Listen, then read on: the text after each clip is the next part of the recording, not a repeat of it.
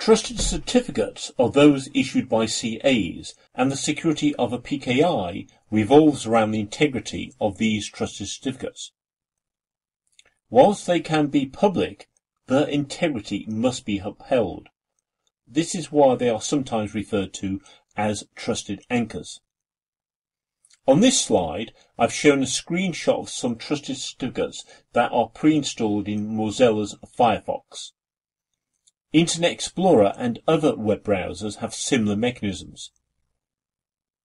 It is possible to install new trusted certificates in a web browser certificate store, but this must be done with care.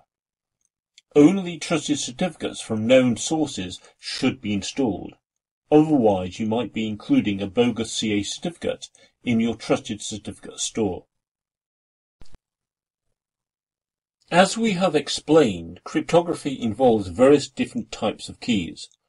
But what about the generation, distribution, and management? This is a very complex subject. However, you need to understand some of the principles.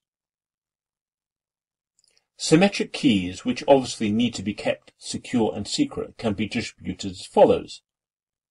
Manually.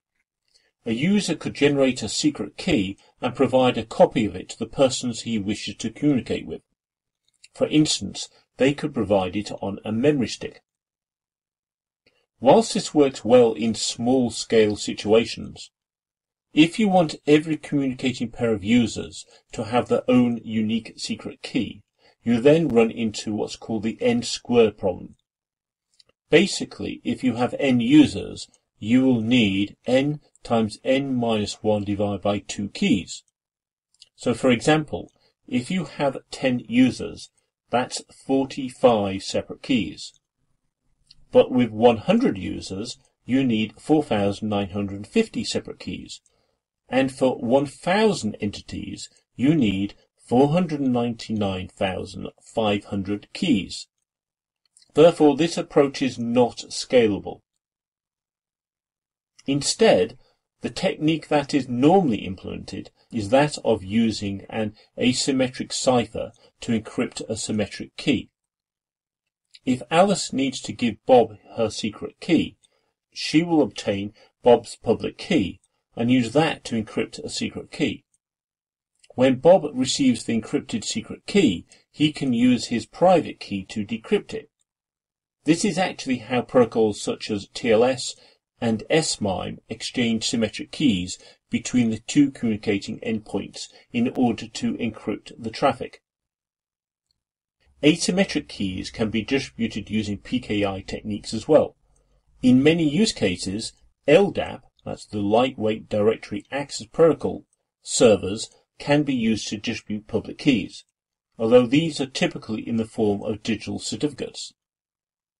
This allows senders of information to look up the recipient's digital certificate stored within an LDAP directory.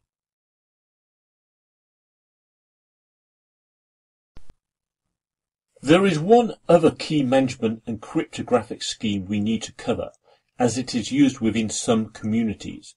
This is pretty good privacy, also known as PGP. PGP is a data encryption and decryption technology. It is often used for signing, encrypting and decrypting emails, as well as encrypting files, directories and disks. It was created by Phil Zimmermann in 1991 and uses both symmetric and asymmetric ciphers, but does not use a PKI. Rather than relying on certificate authorities, PGP relies on a web of trust. Each user in the web of trust acts as a CA for other users to whom they trust. If someone trusts a user, they will also inherit the trust of the others in the web of trust. Whilst we have covered various cryptographic mechanisms throughout this topic, we have not discussed the fact that there are in fact different models of protection. If an organization wishes to protect data being exchanged between two users over a potentially hostile network, then there are three main approaches or models that could be used. Firstly, the organization could implement a virtual private network, a VPN. This is network level protection. Secondly, the organization could implement application-level protection.